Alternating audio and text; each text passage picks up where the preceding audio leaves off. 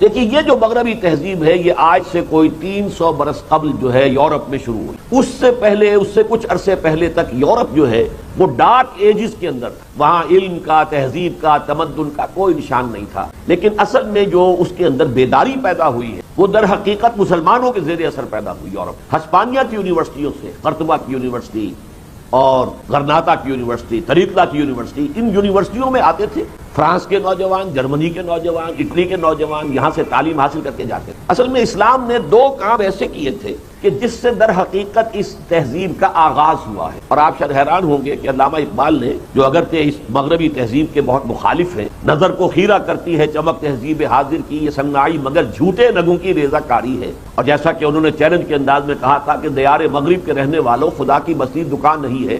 کھرا جسے تم سمجھ رہے ہو وہ اب ذرے کم عیار ہوگا. تمہاری تہذیب اپنے خنجر سے آپ ہی خودکشی کرے گی. جو شاخ نازک پہ آشیانہ بنے گا ناپائیدار ہوگا. تو جو اس مغربی تہذیب کے شدت کے ساتھ مخالف ہے وہ بھی یہ کہتے ہیں اپنے خطبات میں کہ مغربی تہذیب کا انر کور جو ہے وہ خالص قرآنی ہے. جب میں نے پہلی مرتبہ یہ بات پڑھی تھی میں چونک گیا تھا کہ علامہ کیا بات کہہ رہے ہیں. ویسٹرن سویلائزیشن کا انر کور ایک ہے اس کا اندرونی، اور پھر اس کے اوپر جو ہے ردے چڑھے ہیں، اس کے اوپر غلاف آتے چلے گئے ہیں. تو انر کور انہوں نے کہا قرآنی، اور یہ بات 100% صحیح. قرآن مجید نے فکر انسانی کے اوپر جو قیود تھیں، حدود تھیں، دباؤ تھا، لیمیٹیشنز تھیں، دو اعتبارات سے ان کو علیحدہ کیا، دور کیا، ختم کیا، لبریٹ کیا انسان کے فکر. پہلی بات یہ کہ توہمات پر اپنے موقف کی بنیاد نہ رکھیں، علم پر موقف کی بنیاد ہونی. ان السمع والبصر والفؤاد کل اولئک کان عنہ مسئولا، کہ ہم نے تمہیں آنکھیں دی ہیں، کان دیے ہیں، یہ دماغ دیا، اس کو کام میں لاؤ. ان نعمتوں کا تم سے حساب لیا جائے گا. توہمات کے دائرے میں نہ رہو، ان سے نکلو. وہم اور توہمات اور من گھڑت خیالات اور نظریات نہیں، بلکہ یہ کہ علم پر اپنے موقع کی بنیاد رکھو. ولا تقف ما ليس لك به علم ان السمع والبصر والفؤاد كل اولئک کان عنہ مسئولا. دوسرا کام اس نے یہ کیا کہ اس وقت تک انسان کی سوچ جو ہے وہ صرف استخراجی منطق، یعنی بال کی کھال اتار رہے ہیں، ایک ہی بات کے منطقی نتیجے نکالتے چلے جا رہے ہیں، اسی کے اندر جو ہے وہ گم ہے. اس کی بجائے جسے اب کہتے ہیں انڈکشن، ڈیڈکٹیو لاجک اور انڈکٹیو لاجک، اس کا آغاز در حقیقت قرآن کے ذریعے سے ہوا ہے. وہ انڈکشن کیا ہے کہ پوری کائنات کا مشاہدہ کرو، کھول آنکھ، زمین دیکھ، فلک دیکھ، فضا دیکھ، مشرق سے ابھرتے ہوئے سورج کو ذرا دیکھو. یہ سب آیات الہیہ ہیں. ان فی خلق السماوات والارض واختلاف اللیل والنہار والفلک التي تجری فی البحر بما ينفع الناس وما انزل اللہ من السماء من ماء فاحیا به الارض بعد موتها وبث فیہا من کل دابۃ وتصریف الرياح والسحاب المسخر بین السماء والارض لآیات لقوم یعقلون. یہ سب نشانیاں ہیں.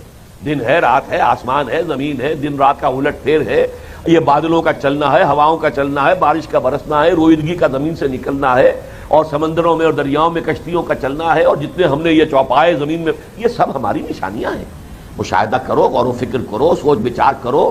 ان چیزوں کی جو ہے خلقت کے اندر جو قوانین فطرت مضمر ہیں انہیں تلاش کرو، اور ان کو پھر اس کے ذریعے سے جو قواعد فطرت ہیں ان کو استعمال کرو. اس لیے کہ قرآن کہتا ہے یہ تو سورج اور چاند بھی ہم نے تمہارے لیے مسخر کر دیے.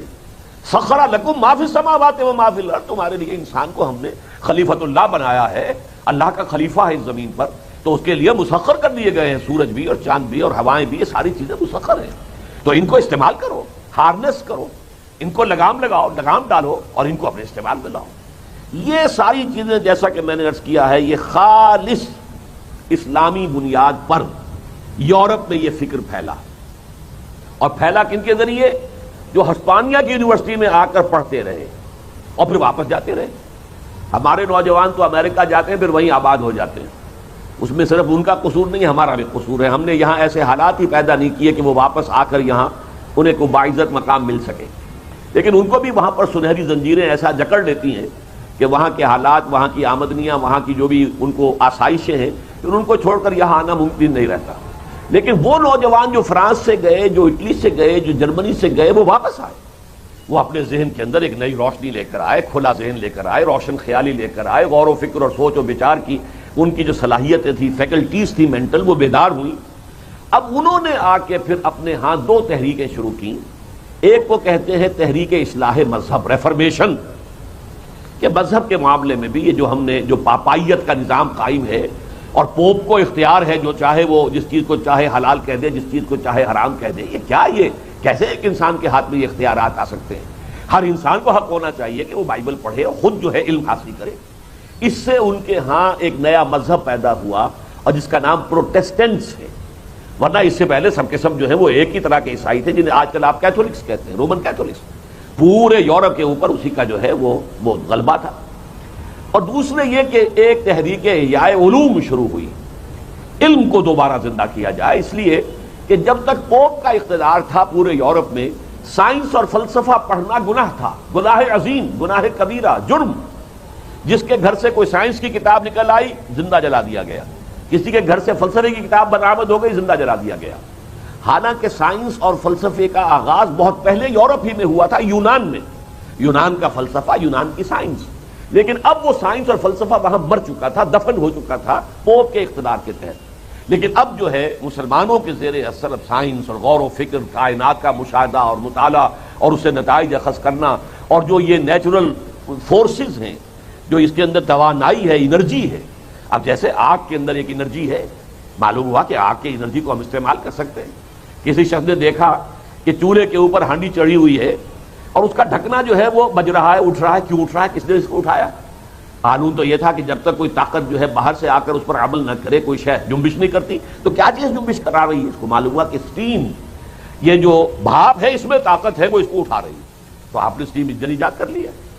اور یہ اس طریقے سے یہ جو روشنی وہاں پھیلی، تو دو چیزیں، ایک تحریک احیاء مذہب ریفارمیشن اور ایک تحریک احیاء العلوم رینیسنس، یہ دونوں جو ہے مسلمانوں کے زیر اثر وہاں پر یہ رجحانات پیدا ہوئے۔ البتہ اب یہاں دو باتیں ایڈ کیجیے، دو عوامل کی وجہ سے ان میں انتہا پسندی آ گئی۔ دو دباؤ پہلے تھے وہاں یورپ میں، بادشاہت کا نظام، ڈیوائن رائٹس آف کنگز، بادشاہوں کے اختیارات اور حقوق وہ تو خدائی ہوتے ہیں۔ جیسے ہمارے ہاں ذل سبحانی، وہ جو اللہ کا اصل میں بادشاہ جو ہوتا ہے ذل اللہ ہوتا ہے، زمین پر اللہ کا سایہ ہوتا ہے، ذل سبحانی ہے۔ اسی طریقے کا معاملہ ڈیوائن رائٹس آف کنگز۔ دوسری طرف یہ کہ ڈیوائن اتھارٹی آف کلرجی، کہ پوپ اور اس کے جو نائبین ہیں جس چیز کو حلال کہہ دیں وہ حلال ہے، جس کو حرام کر دیں حرام، اس لیے کہ اصل شریعت جو ہے وہ سینٹ پال نے ختم کر دی تھی۔ شریعت موسوی حضرت مسیح کہہ کر گئے تھے کہ تم پر یہ لاگو رہے گی، نافذ رہے گی، عائد رہے گی۔ Don't think I have come to destroy law, Mosaic law, حضرت موسیٰ کی شریعت تمہیں بھی پابندی کرنی ہوگی۔